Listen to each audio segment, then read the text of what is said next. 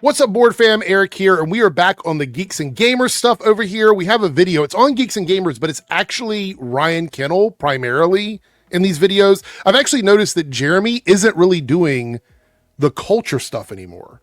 This video is titled Kevin Feige Finally Admits It.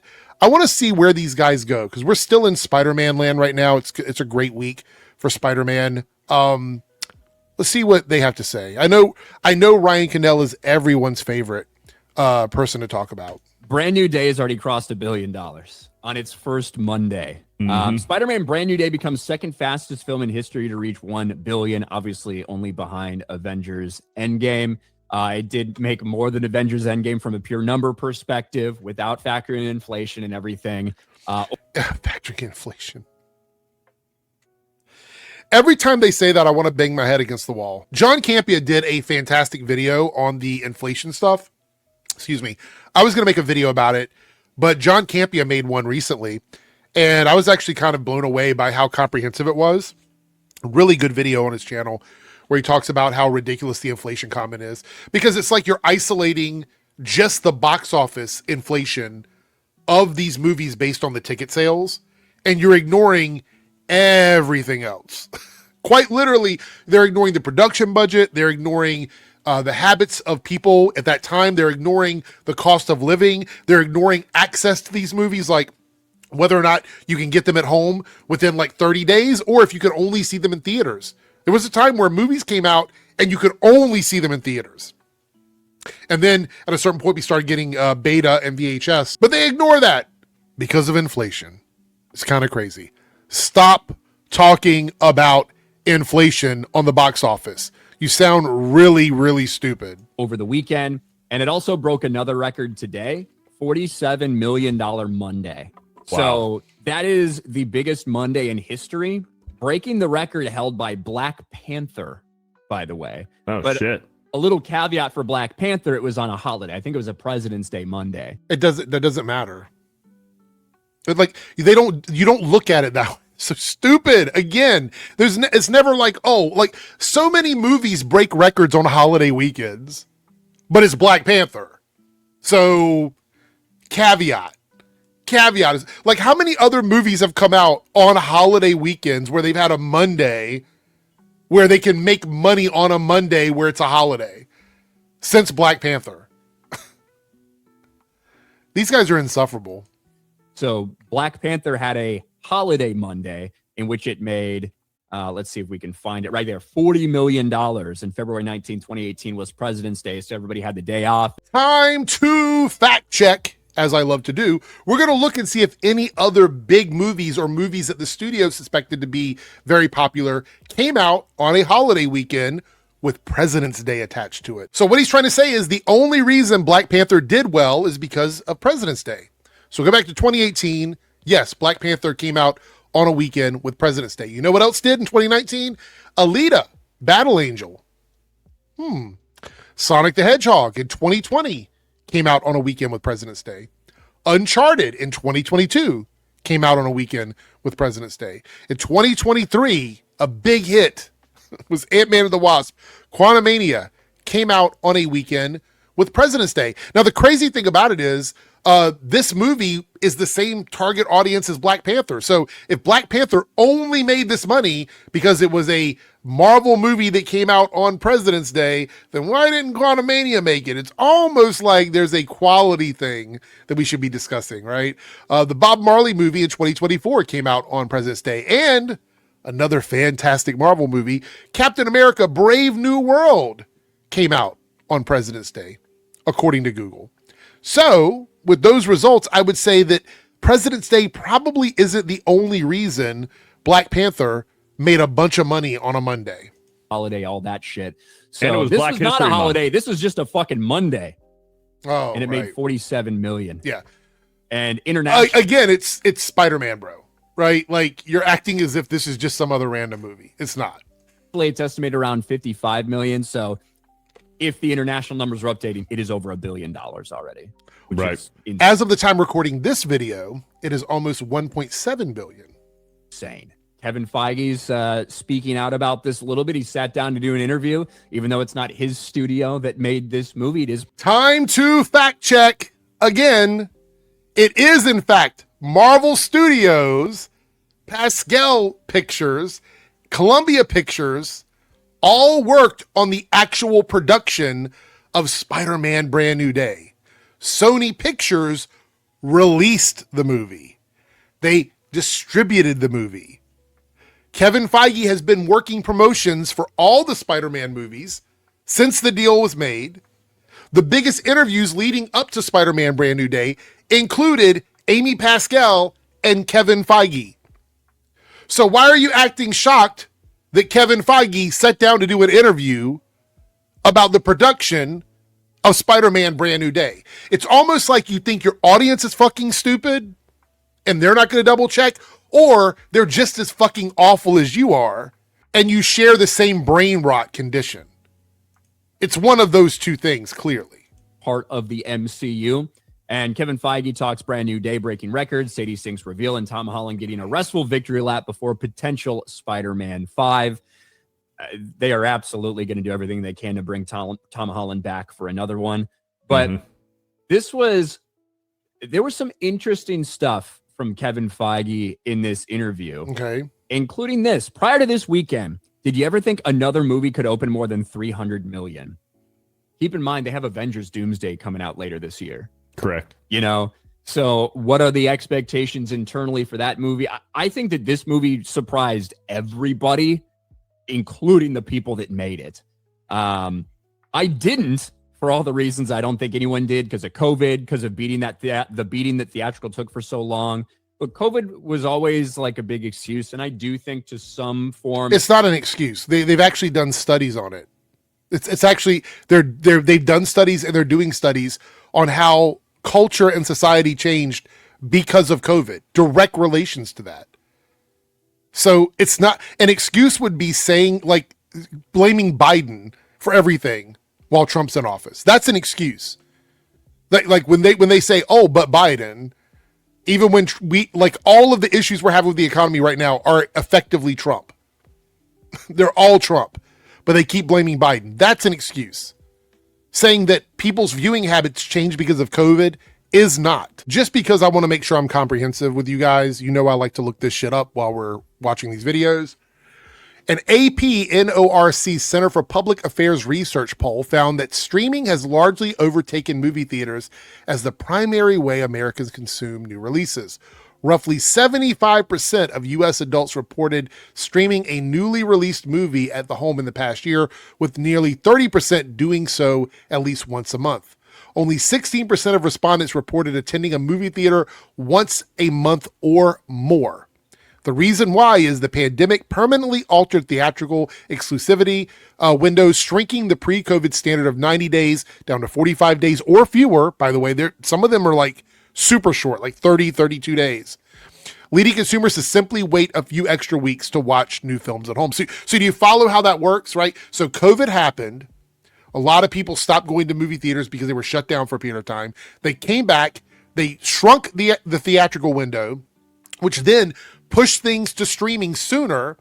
An audience that was already not going to theaters because of the fact that they felt unsafe about it or whatever the reason it was, were now saying, well, I don't have to go because these movies are coming out on VOD in like 30 days.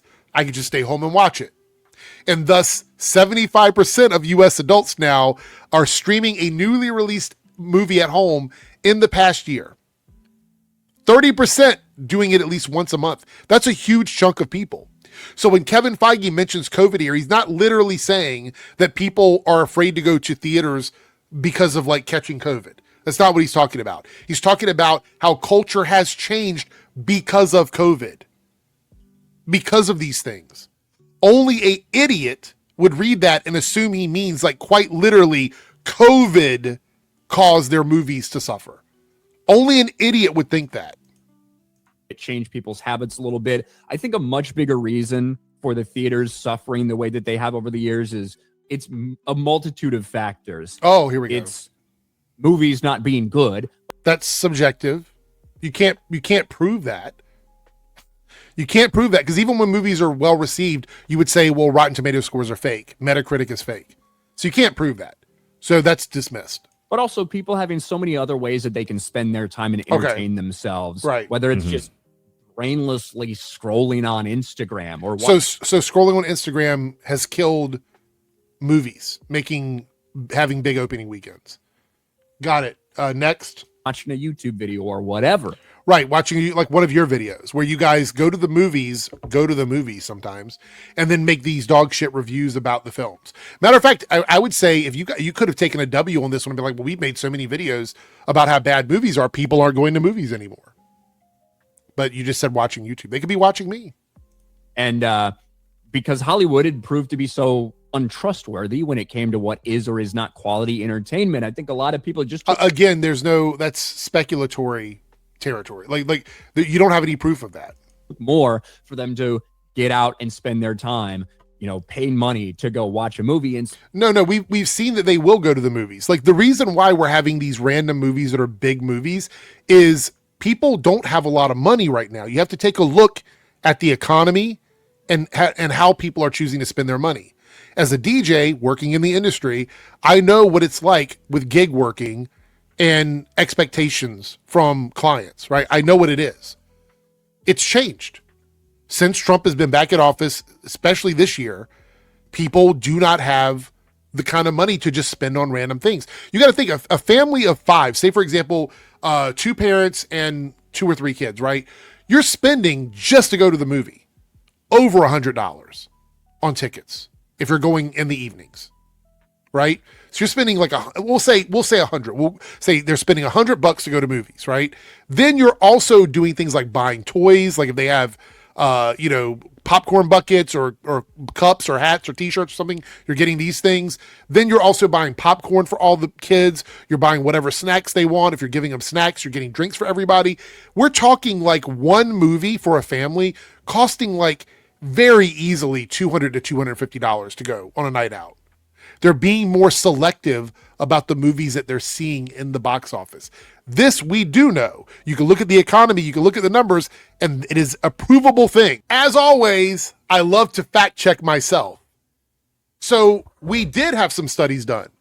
Bankrates did a spending survey, discretionary spending survey, that found 54% of U.S. adults plan to spend less on travel, dining out, live entertainment, movies, concerts compared to prior years due to inflation, elevated interest rates, and growing debt concerns. Almost 40% explicitly targeted dining out, live events, and movies as cutbacks. There's also one at YouGov's dining out report. 37% of Americans and 44% of lower income households are eating out less frequently due to rising restaurant prices. 82% of respondents stating they've noticed significant price increases over the prior 12 months. There's another consumer trends study that highlighted inflation-weary families are cutting overall spending, trading expensive out-of-home family activities for stay-at-home entertainment, citing streaming as being one of the cheaper options. So we're just going to ignore all that because this is really, when I say these guys make lazy content, this is what I'm talking about. This is what I'm saying. Like when I'm sitting here watching this and I go, that doesn't sound right. I pause the video, I open a tab, and I start looking for studies or surveys or information to make sure that I'm giving you guys the facts. But these guys don't care about facts. They care about feelings. They care about vibes. It's all about that. So they're not going to even talk about any of that. So here he is spouting off a bunch of dumb shit when he quite literally could have just went to Google or DuckDuckGo or whatever fucking search engine he uses and tried to look up some information on this. But that's not important to their viewers. It's not important at all. Instead of all the free entertainment you can get at home.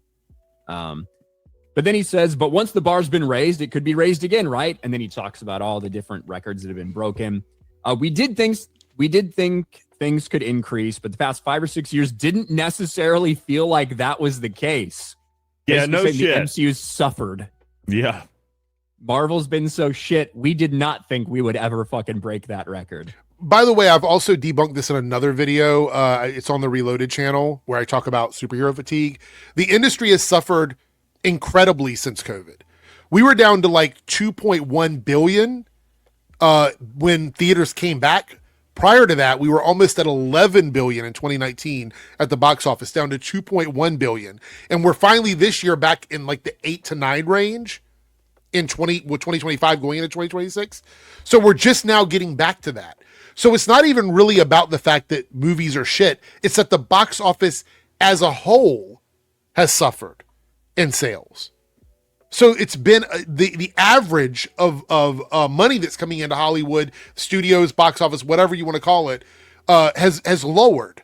The ceiling has come down. So now we're seeing that ceiling raise again, which means maybe people are willing to go out and see things that they're really interested in. Which, by the way, when I say interested in, I'm saying like willing to spend money on because of how bad the economy is. Last year, we talked about this on the Nerdcast, my twice a week podcast. We had a bunch of movies piled on top of each other. The same thing sort of happened with Supergirl and Minions and Toy Story, but last year we had like a bunch of like superhero movies all out within like 2 weeks of each other ish, right? And they were all piled together. And I knew it was going to be a problem. I knew people were going to be going, hey, I'm going to spend money to go see this movie, but I'm going to wait and watch this one on streaming. And that's exactly what happened. So the issue here is that Hollywood doesn't always take the right lessons from things. I think if movies would have been spread out a little bit more, and I'm talking about all the different studios, everybody would have made more money. But that's not what they chose to do. They put everything out between June and July. That's a long way of saying I did not expect Endgame's record to be beat, but I couldn't be happier that it was beat this past weekend by our 38th MCU movie. Shit, man. 38 fucking movies. Yeah. Yes, it is. By the way, when they say Marvel is dead and the MCU is dead, Marvel holds the record for the most successful franchise in the box office of all time. And when I'm saying this, I mean, it is highly likely they will never be beaten in the box office. Not in our lifetime, for sure. We're talking like 30 billion away from all the other ones. Right? So Marvel, in terms of like whether it continues to go on or it stops now, it's got records set that probably won't get beaten in our lifetime. But to be honest, probably about, what do you think? Over the past 6 years, 10 to 15 of those movies are not even worth a watch. By the way, I've already ran the numbers on this in another video. Marvel has a track record of around 86% of movies performing as expected or better. 86% success rate. Most places would kill for an 86% success rate. Marvel has that. So even if it has a few things that didn't perform well or that you guys don't like, 86% success rate is really good. I know that there's a handful that I haven't seen. Never seen the Eternals. I didn't watch more than half of the Disney Plus TV shows. Yeah, but there's been so much shit that's come on. They've pushed. So here's the thing, though. If you want to be someone, and they actually, Ryan actually said that we watched a video where they were on a panel talking about engaging with media you're not watching and how that makes you an uninformed viewer. Do y'all remember this? I'm going to put a link in the corner. I don't know which side, over here. There'll be a link in the corner. There's a panel where they talk about, like, they're upset about the whole Spider-Man Brand New Day, or I can't remember, I think it was Odyssey. You're sitting in a video having a discussion with someone about the quality of the Marvel Cinematic Universe, and this person admits that they haven't watched all the recent stuff. So how do you know? You're just good with like going on what other people say? I don't know about you guys, but I like to know for myself. I want to know for me. Once it comes out for free at home, if you didn't watch it in theaters because you didn't want to spend money, you could watch it at home. But the fact that you have no interest in it whatsoever means, why are you even talking about it like you know if it's good or bad? That's crazy. A lot of characters that people aren't interested, whether it's Shang-Chi, whether it's the Eternals. Never seen it. A long list of misses. And this gets addressed. With some of these recent misses, though, it feels like audiences are getting tired of more of the same story. Do you agree? Many things can be true at once. I think last year's Fantastic Four looked and sounded like nothing that had been done before in a superhero movie, and it only grossed $521 million, admitting that Fantastic Four was a massive disappointment for them. That's not what he said. That's hyperbole. Right. Just like everything they released last year. Brand New Day is very directly a part 4, picks up right. But the problem is that you quite literally in another video said that box office is not a metric of quality. You made this argument. I believe it was Ryan actually who made this argument. It was somebody on the panel that he was on. I think it was him. I could be wrong. But these guys in this community have advocated now that box office doesn't equal quality. So how can you look at that and go, well, it only made 521 million and all the other movies did less than what they expected. So clearly disasters. In what way? What's the metric? Just the box office? Congratulations, you can count. Were the movies bad? Would you like to talk about that? I think Thunderbolts, in my opinion, is a better movie than Spider-Man Brand New Day, to be quite honest. I watched it again the other day and I'm like, I really like this movie.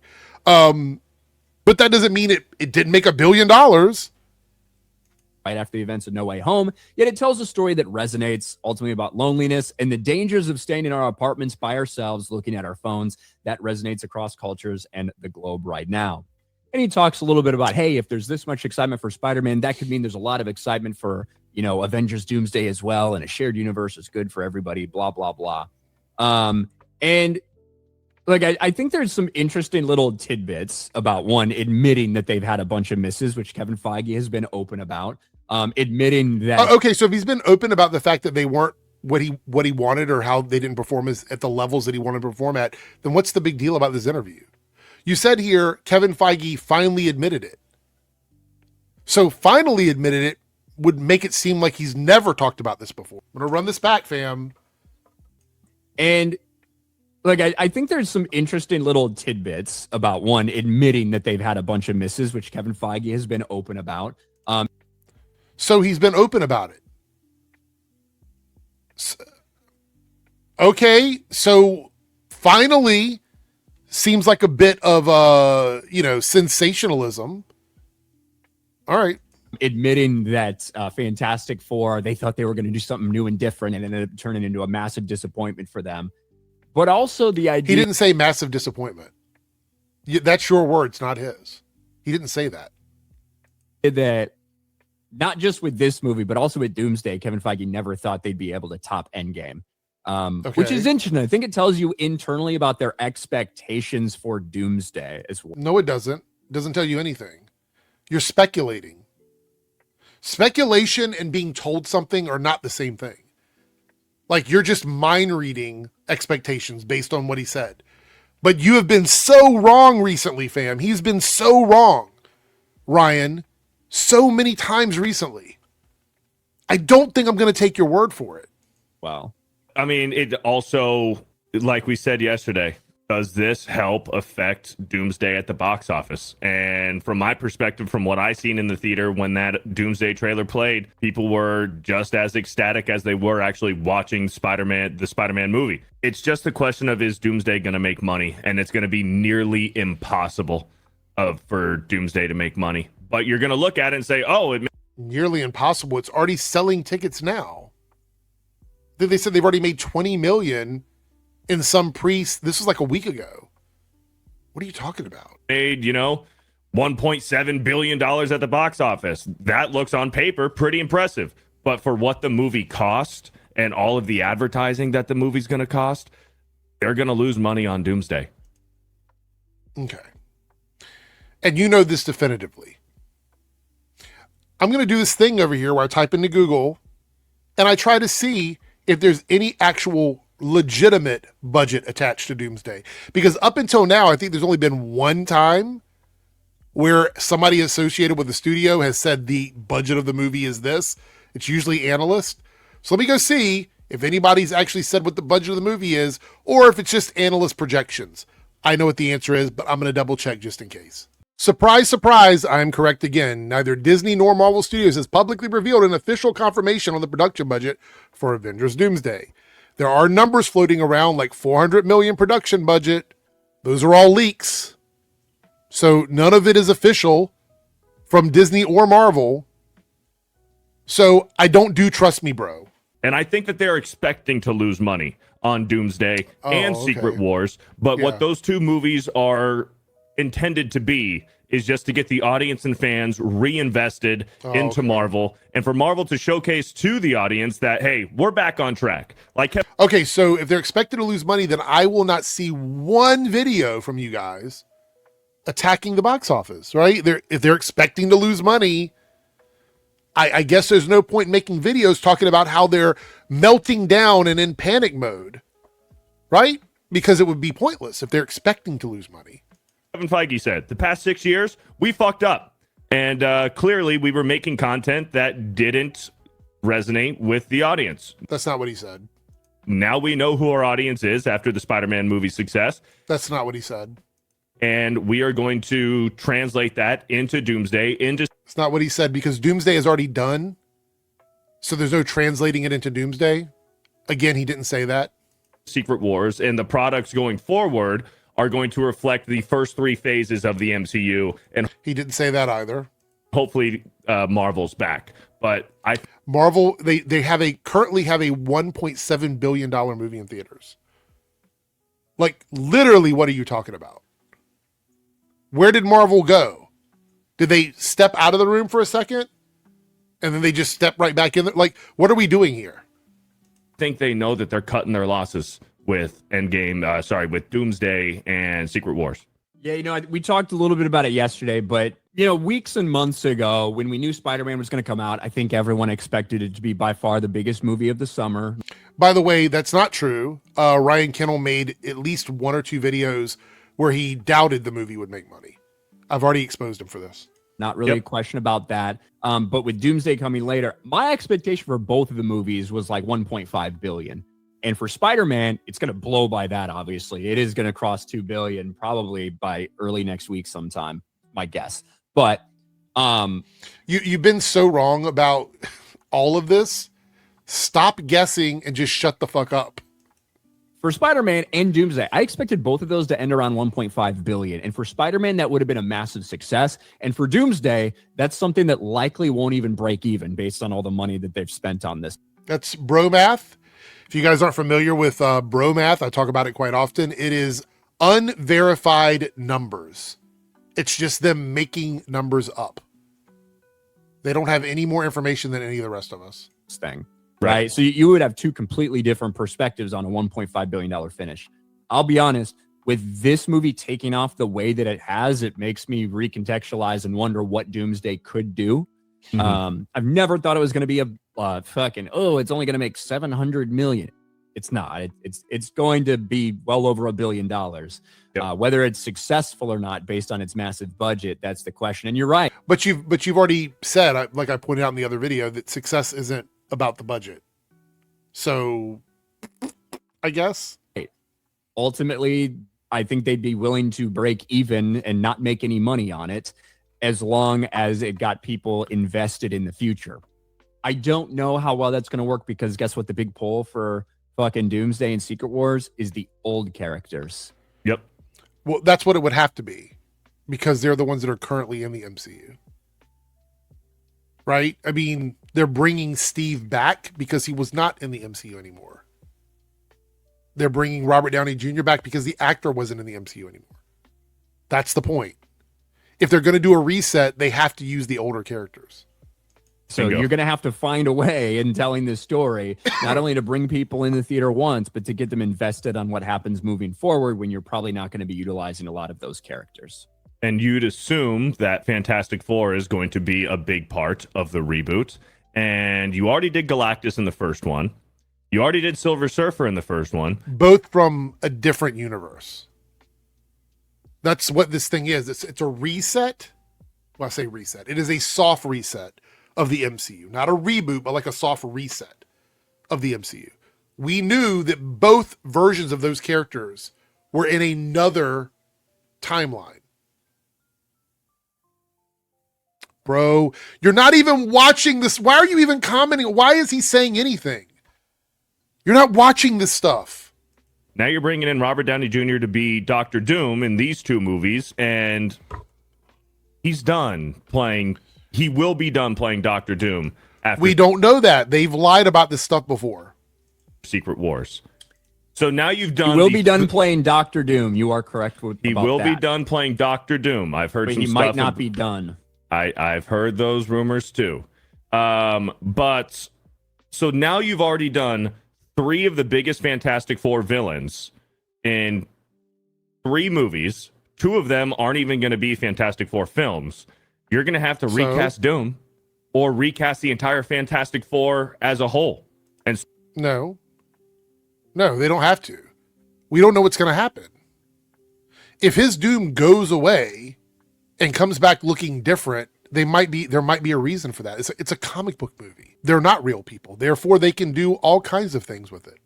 start over again with the Fantastic Four. They're not going to do that. After you just got started with one movie. They're not after going to do Secret that. Wars. So that's still quite literally idiocy. Fucked. Bringing in RDJ as Doctor Doom is fucked because he's only going to do 2 movies as Doctor Doom. It does seem like maybe a little bit of a waste of the villain that could have been an overarching. Look, It is. It's 2 movies.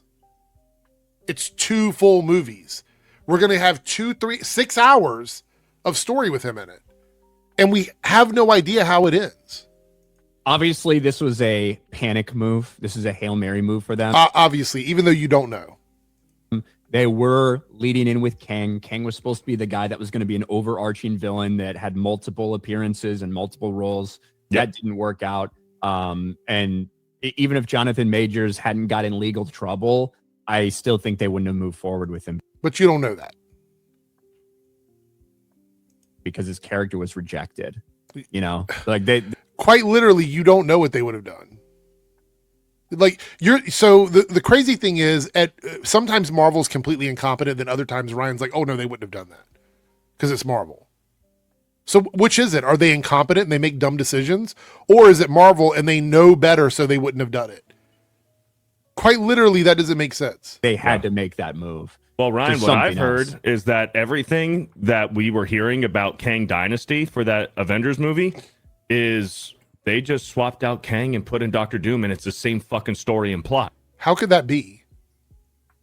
Quite literally, they're using a story from 2015 about Doom. For Doomsday, that was going to be in Kang Dynasty. Oh, okay, cool. I don't know. I'm glad you're so up to date on Marvel stuff, considering you're not really watching any of it. I won't take your word for it. I don't know what they've changed. Look, they didn't fucking write this thing. Well, I'll push back on that a little bit because they brought in completely new directors and everything for it, right? Like Joe Anthony Russo got pulled up off the couch, Robert Downey Jr., all this stuff. So who knows? I think that this is just going. Yeah, how would they use the same script with Kang when they have a brand new character? To be an echo Dumb of fucking Infinity thing to War and say. Endgame. That's what I believe these are going to be. 100%. I think this one's definitely going to end with it looking really bad. Like, how are they going to fucking win with Doom basically being victorious in whatever he's attempting to do? And it's Doom's going to win. Yeah. Yes, that would be the story from 2015. That's how that happens. Incursions, and then Doom has his own world, and things reset. That's how that happens. Congratulations. Doctor Doom is going to win in Doomsday, just like Thanos won in Infinity War. We're going to have to wait the year, which, by the way, I wouldn't be surprised if Secret Wars gets delayed. 2027? Yikes. We'll see. But yeah. They're filming right now. I think it'll get done. Maybe. But yeah, that's how it's going to go. It's just going to be Infinity. Does this guy just say stuff? I don't even know who this person is. Does he just say random things? I don't think they're going to do it. I don't know. I'm not watching the movies or TV shows, but I think they're awful. They're bad. They don't know what they're doing. They just took the Kang script and put Doom in it. Like, does he even know what the fuck he's talking about? This is weird. It's a weird flop watching video. War Endgame all over again, where Doom is going to win in the first movie, and then the Avengers assemble in the second one. But isn't that what you guys want? You want derivative. That's what you want. And then, you get your ending. The happy ending. Not from those, Korean massage parlors, but like as far as fiction stories Very go. specific. Yeah, Not even just Asian, Korean. Aren't they Korean? I don't know. I've never. Okay, we're done. This is a weird flop watching video because they don't really know where to go. Right? They don't know what to think. 1.5 billion isn't enough. They're already setting this up. The 1.5 billion isn't financially enough for the movie to be a box office success because, right? That's what they're saying. They're also saying that the studio doesn't care if it doesn't work out. Like, if it's a flop, they don't give a shit. They're just trying to reset the universe. So it doesn't matter. So here we have a situation where they're saying that it doesn't matter, but they're also like saying it'll be unsuccessful if it doesn't break like $2 billion. So they're not really sure where to go on this. It's way too early, but they're so excited because if you've been watching my videos, they got nothing right now. We love to see it, by the way. I love the fact they don't have anything to talk about, but they got nothing. So this is what they're doing. This is where they're at. Just FYI.